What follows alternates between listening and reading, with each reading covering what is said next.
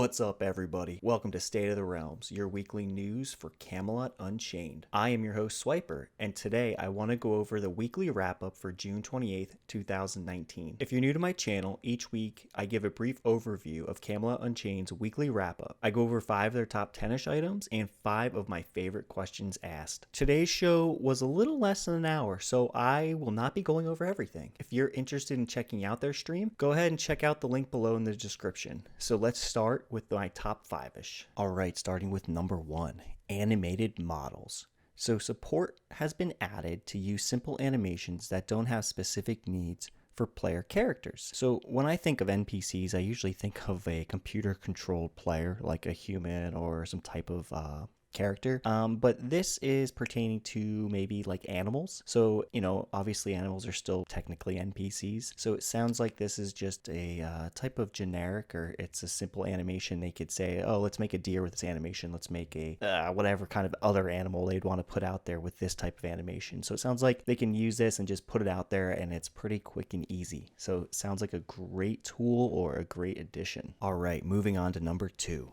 Character sizing. So the team has added the ability for CU to change the size of a model. This will help them also add new visual variations to characters and NPCs. So I don't know if this is going to be something we can use like in the character builder. I don't think so. I think this is just something that they can do with their existing NPCs or things they have out there, and with new NPCs and other things as well. Now, one thing that kind of came out of this conversation was this NPC called Charlotte, and it sounds like it's this really big NPC, and it's going to be used for testing, and it's got a ton of polys and everything else. So I think it's going to be a great NPC or tool or whatever you want to call it for them to test with. But he hints at something, says eventually this thing will make its way down into the depths, and that is exciting news because we haven't heard, or at least I haven't heard a lot about the depths, and this is just something I want more and more and more information from. So this is kind of cool that we're getting some here. All right, number 3. This one's pretty straightforward. It's tech, and it's regarding hitboxes. So it looks like they were working on some fixes for the interactive hitboxes. So I think this is anytime you interact, let's say with Siege or doors or anything in the world, they were working on a couple little fixes for it. So pretty quick update for this one, but it's nice that they're tweaking our gameplay experience, because the more they tweak our gameplay experience, the better our experience is going to be and the more fun we're going to have. All right, and number 4. A pretty quick and easy one to go over, class balance. So they continue to work on class balance, and they're also looking for bugs while they're doing this. Obviously, this isn't quick and easy for the developers, but the reason why I put this one on here is because class balance is so huge, and I'm so glad they're doing this early on. I'm so glad they're just not putting classes out there and just letting them run around, do whatever, and then at the end they're going to say, okay, what do we need to fix now? I'm glad they're taking their time and fixing it every step of the way. Logically, to me, that makes sense, and logically, to me, it just seems like they will be able to get the class balance maybe a little bit sooner to us and not have to spend so much time on it later down the road. All right, and for the last one, ability bug fixes. So the team found a handful of bugs and fixed them. One in particular was this vulnerability bug that prevented damage from damage over time statuses. They also implemented a immunity status. So it sounds like when you get hit with CC, you'll get this immunity status that will count down, and once the countdown is done, you'll be able to be CC'd again. And it also sounds like the CC immunity timer is in code review. So from what I remember, if it's in code review, then it goes through maybe an art review, and then from there gets passed on, puts in the client, and then we get to see it. So it sounds like it's on its way. All right, moving on to the Q&A section. Question number 1. Can crafters who prefer combat be viable in a 6v6? So Mark says a couple things here. He says that they could be viable. They most certainly wouldn't be preferred, but they could be, with traps and how everything else that they could possibly do. And he makes a reference to, I've seen players do some pretty crazy things in my time, so you never know.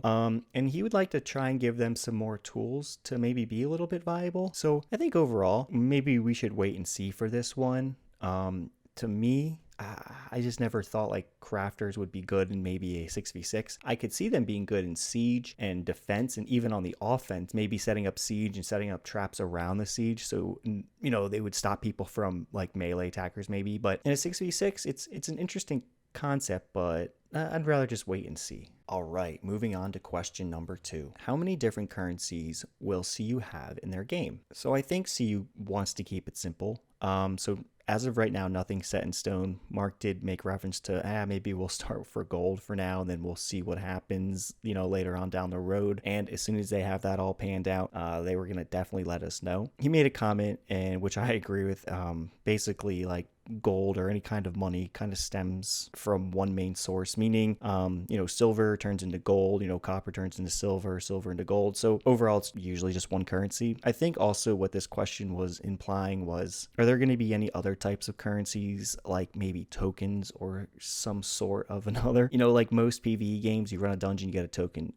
you do something else, you get a certain type of token, and these are all considered currencies, and you can hand in these different currencies for gear and things like that. So I can't imagine CU's going to have too much of that or like that, considering how big crafting is going to be. So again, we'll wait and see, but I think it is going to be pretty simple. All right, question number 3. What kind of graphical detail is CU targeting for the game? So this was a really good answer, because typically when questions are asked, Mark will reference, hey, this is what we said from the Kickstarter and this is how it's going to be. This was one of those answers where he said, hey, we said this from the Kickstarter, but since this game was delayed, it's going to look a lot better than what we said in, 2013, because tech has gotten better. He brought up the fact that multi-threading has given them a lot more power. I think more power than he thought. He's happy with the engine and how it's working out, and they're always trying to do their best with performance, but also push the limits of appearance. Now, I think overall they're going to want better performance, and if they have to sacrifice an appearance, they will. But I think from just being in these tests and seeing how this game has evolved graphically itself, it looks great. And remind you that this isn't beta 1.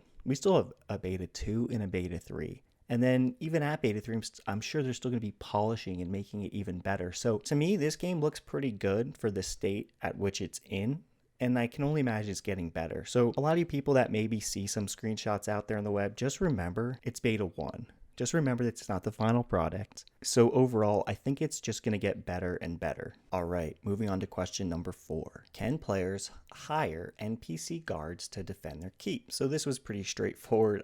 This is a yes. I don't think they have an actual, number of how many guards you can, hire. But Mark does make the reference that, they were able to put out 14,000 guards at one time on one of the test maps. So at this point, it's pretty easy to get the guards out there, and by launch, it's going to be even easier. So I don't think this is one thing that anybody really has to worry about. All right, and last but not least, the 5th question. Have you fallen into a trap of expanding the scope of this game? So at first, I didn't understand this question, but as Mark was answering it, I started to pick up on it. So anyway, he basically says that no, they have not expanded the scope of this game. Anything new and anything they promised us after launch is going to be in extender packs. He said that it's very easy for a gaming company to go out of scope, and it's also very easy to sell things to players. But that's not one thing they're going to do. And it's one thing they don't want to do. And in my opinion, just my opinion, thank God, because there's so many games out there that have a cash shop that sell you things that you should be able to get in game. And some games will increase the scope or even decrease the scope and launch something that's like half built. You know what I mean? So overall, I'm